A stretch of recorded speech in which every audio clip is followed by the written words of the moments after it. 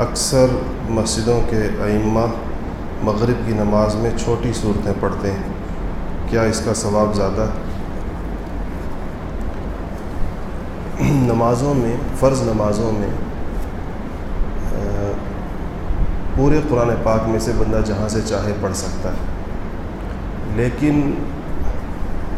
سنت سے ایک قرأت ثابت ہے جس کو مسنون قرأت کہتے ہیں، اور اس کے بارے میں سیدنا عمر فاروق رضی اللہ تعالی عنہ نے تو باقاعدہ ایک نوٹیفیکیشن کیا تھا پورے اس زمانے کی جتنا خلافت کا جتنا وہ تھا دائرہ، کہ ائمہ سے کہا جائے کہ وہ نمازوں کے اندر مسنون قرأت کا اہتمام کریں۔ مسنون قرأت یہ ہے کہ فجر کی اور ظہر کی نماز کے اندر سورہ حجرات سے لے کر سورہ بروج تک، اس کو طوال مفصل کہتے ہیں، فجر کی اور ظہر کی نماز کے اندر سورہ حجرات سے لے کر سورہ بروج تک جو صورتیں ہیں اس میں سے پڑھنا، اور عصر کی اور عشاء کی نماز کے اندر سورہ بروج سے لے کر سورہ بینہ تک جو صورتیں ہیں اس میں پڑھنا، اور اس کو اوساط مفصل کہتے ہیں، اور مغرب کی نماز کے اندر سورہ بینہ سے لے کر سورۃ الناس تک جو صورتیں ہیں اس میں سے پڑھنا، اس کو قصار مفصل کہتے ہیں۔ یہ مسنون قرأت ہے۔ فرض نمازوں کے اندر اس کا اہتمام کرنا چاہیے اور ائمہ مساجد کو بھی کرنا چاہیے۔ اچھا جی، انہوں نے لکھا ہے کہ جوائنٹ فیملی سسٹم میں شرعی پردے کی کیا صورت ہوگی؟ نیز کیا دیور جیٹھ کے معاملے میں کوئی ریلیکسیشن ہے؟ جوائنٹ فیملی سے مراد یہ ہے کہ جہاں کئی بھائی اکٹھے رہتے ہیں تو ظاہر بات ہے کہ ان کا پردہ ہے اپنی بھابھیوں سے، نامحرم ہے، لیکن اس میں چونکہ ایک گھر میں رہتے ہیں اور بعض جگہ مشترک ہوتی ہیں تو اس کے لیے یہی صورت ہے کہ خواتین جو ہیں وہ 2-3 چیزوں سے پرہیز کریں گی۔ ایک یہ کہ جب جوائنٹ فیملی میں رہنا ہو تو چونکہ نامحرم کے سامنے زیب و زینت سختی کے ساتھ منع ہے، خوشبو لگانا منع ہے۔ بعض روایات کے اندر آتا ہے کہ جس عورت کی خوشبوئیں نامحرم سونگھیں گے تو اس پر جنت کی خوشبو حرام ہو جائے گی، اس لیے یہ معاملہ بڑا سخت ہے۔ تو گھروں کے اندر زیب و زینت سے پرہیز کرنا چاہیے، اور جب اکٹھا رہنا ہے الا یہ کہ بالکل الگ پورشنز ہوں۔ اور دوسرا یہ ہے کہ ایک بڑی چادر لے کر وہ اپنے گھر کے کام کاج کر سکتی ہیں، آنے والے کھٹکا کر کے آئیں، ویسے بھی گھر کے اندر اس طرح سیدھا نہیں داخل ہونا چاہیے۔ مردوں کو چاہیے کہ تھوڑا آتے ہوئے کھنکھار دیا کریں، پاؤں سے تھوڑا سا کھٹکا کر دیا کریں تاکہ خواتین اپنا لباس درست کر لیں، کسی کے سر پہ دوپٹہ نہیں ہے تو ٹھیک کر لیں۔ اس طریقے سے ہی جوائنٹ فیملی سسٹم میں رہا جا سکتا ہے۔ سودی بینک میں اکاؤنٹ کھول لیا جائے مگر سود کی رقم غریبوں میں بانٹ دی جائے تو کیا ایسا کرنا جائز ہے؟ یہ سوال پوچھا جاتا ہے اکثر ہم سے کہ اگر ایک بندہ کسی کنونشنل بینک کے اندر اکاؤنٹ اس نیت سے کھولے کہ میں اس پر آنے والا سود نہیں لوں گا بلکہ میں غریبوں کو دے دوں گا تو یہ کیسا ہے؟ اس بات کو یاد رکھیں کہ 2 الگ الگ چیزیں ہیں، ایک ہے سود لینا، ایک ہے کسی کے ساتھ سودی معاہدہ کرنا، کسی سودی کانٹریکٹ کے اندر انٹر ہونا۔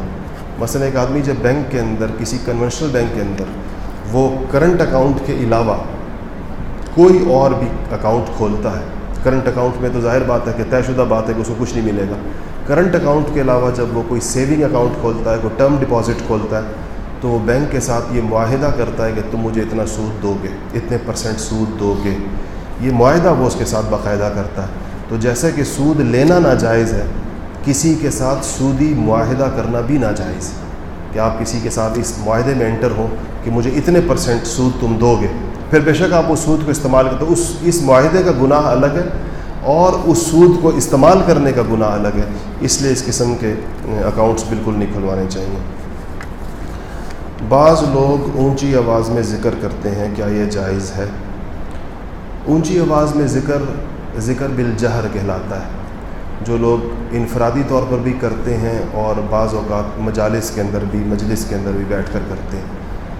تو اگر اس ذکر بالجہر کو کوئی الگ سے باعث ثواب نہ سمجھے، جہر کا الگ سے ثواب نہ سمجھے.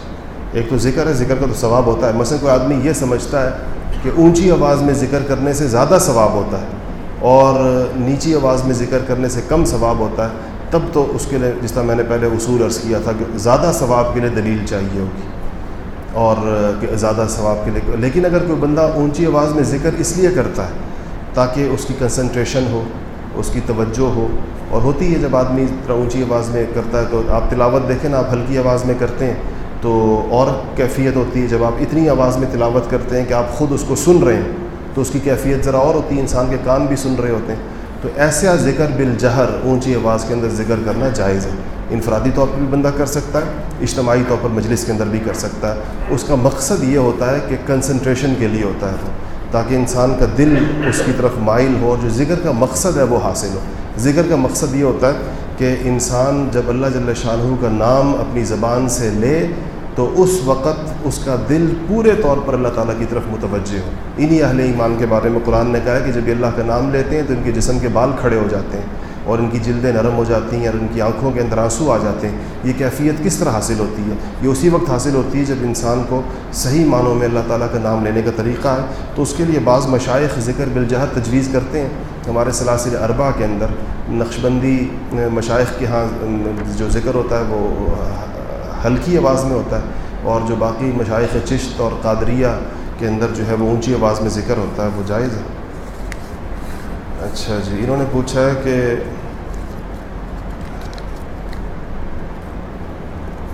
ختم نبوت کے حوالے سے اٹھنے والے حالیہ ایشو پر آپ کی رائے کیا ہے؟ وہ مسئلہ تو الحمدللہ حل ہو گیا اور اس سے پتہ چلا ہے کہ اس قوم کا اس معاملے کے اندر کتنی حساسیت ہے. 2 دن کے اندر پورے ملک کے طول و عرض کے اندر بے چینی پھیل گئی کہ شاید کوئی ختم نبوت کے اس حلف پر کوئی فرق الفاظ کا آیا ہے. تو وہ تو قانونی ماہرین بتا سکتے ہیں کہ اس سے کتنا فرق پڑنا تھا یا نہیں پڑنا تھا، لیکن میرا خیال ہے کہ وہ مسئلہ ختم ہو گیا ہے یا ہو رہا ہوگا. میری معلومات تو یہی ہیں اور آپ حضرات کو زیادہ پتہ ہوگا. اچھا جی،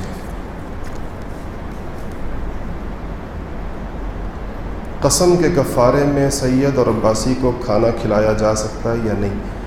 یہ سوال بھی اور یہ دوسرا سوال جو بھی کسی نے دیا ہے کہ نفلی صدقے اور نفلی صدقے میں کیا فرق ہے، کیا نفلی صدقے کی رقم مساجد کو دی جا سکتی ہے؟ اس کا اگر آپ اصول سمجھ لیں گے تو آپ کو سارے مسئلے آئندہ جو ہیں اس پر جتنے بھی بنتے ہیں سارے آ جائیں گے. ایک ہے زکوٰۃ جو فرض ہوتی ہے، اور ایک صدقات میں سے جو نان زکوٰۃ کی کچھ صورتیں ایسی ہیں جو صدقات واجبہ کہلاتی ہیں. اور صدقات واجبہ اور صدقات نافلہ 2 قسم کے ہوتے ہیں، نفلی صدقات اور واجب صدقات. واجب صدقات اس کو کہتے ہیں کہ جو انسان پر کوئی ذمہ داری آ جاتی ہے جو اس کو لازماً کرنی ہے.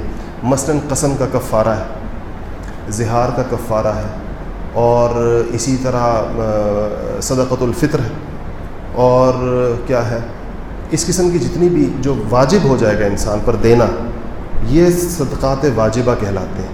صدقات واجبہ کا حکم وہی ہے جو زکوٰۃ کا حکم ہے. تو جس طرح زکوٰۃ سید اور عباسی کو نہیں دی جا سکتی بشرطے کہ عباسی کا نسب سیدنا ابن عباس سے ثابت ہو، کیونکہ یہ تو کسی طرف بھی نسب ہو سکتا ہے اور اس میں بعضوں کا تاریخی اختلاف بھی ہوتا ہے کہ اس میں یہ کس عباس کی جانب نسبت ہے. تو اگر وہ سیدنا ابن عباس رضی اللہ تعالی عنہ ابن عم رسول صلی اللہ علیہ وسلم کی جانب اگر وہ ہے نسب تو پھر ان کا حکم وہی ہے. میں نے بتایا تھا کہ آل عقیل کو اور آل عباس کو، بنو ہاشم میں سے ان خاندانوں کو جو ہے وہ زکوٰۃ نہیں، تو ان کو بھی نہیں دی جائے گی. تو یہ نسب زکوٰۃ نہیں دی جائے گی. صدقات واجبہ سارے نہیں دیے جا سکتے. صدقات نافلہ کا مطلب ہوتا ہے نفل کوئی چیز صدقہ کرنا، تو وہ انسان کر سکتا ہے اور وہ مسجد کے اندر بھی کر سکتا ہے.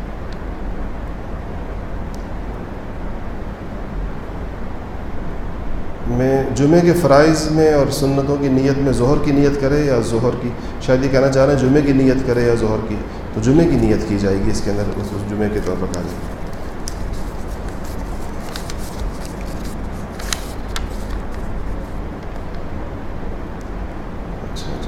یہ پرچہ ذرا اس میں زیادہ سوالات ہیں، انشاءاللہ اس کو پھر اگلے ہفتے کریں گے اللہ نے چاہیے. میں اپنے ساتھ رکھ لیتا ہوں، اس میں سوالات زیادہ. الحمدللہ رب العالمین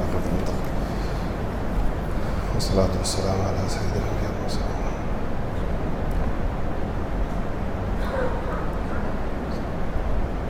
برحمتک یا ارحم الراحمین.